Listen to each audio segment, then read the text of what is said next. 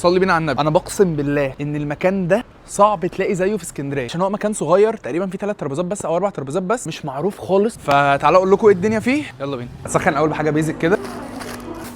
ساندوتش كلاسيك برجر بيزك جدا جدا. حته البرجر الجورميه عليها مايونيز، طماطم، خيار مخلل، بصل، امريكان تشيز فوقيها وشكرا. فظيع. ساندوتش حلو قوي. ده ساندوتش باسم المكان اسمه كروز، شكله تحفه بصراحه. عليه مشروم. يا لهوي خطير. تاني ساندوتش سماش، عجبني قوي ان السماش منه نصين ومحمصينه كده، منظره فظيع بصراحه. ساندوتش كراملايزد. بص هو اكتر حاجه طاغيه فيه طعم الكراملايزد اونيون، هو من الاسم حلو قوي. بص الجوسنس بتاعت اللحمه عامله ازاي، بيدوب. انا بعده تشيز بارميجان، حته بانيه عليها جبنه بارميجان، امريكان تشيز. انت شايف الزبده اللي في العيش من هنا. بسم الله. حته فراخ نضيفه قوي، تتبيلتها حلوه، هو فعلا طعمه جديد عن ساندوتش الفرايد تشيكن اللي انت متعود عليه، لان هي اولا بانيه، ثانيا الجبنه البارميجان مديها طعم جديد وحلو قوي. نخش يا معلم في ساندوتش التشيكن راب، عيش تورتيلا، حته فراخ عليه امريكان تشيز، طماطم، هاليبينو. اخر واحد يا معلم كلاب اوف كلاب، ده توست، عندهم بارتيشن كامل الساندوتشات بالتوست.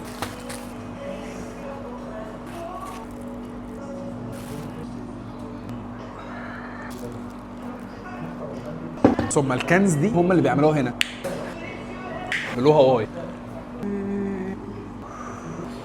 بس كده يا معلم، انا كده خلصت الفيديو. كان معاكم محمد احمد في كروز، بس احنا موجودين فين؟ في توت عنخ امون في سموحه، جنب غريب بالظبط.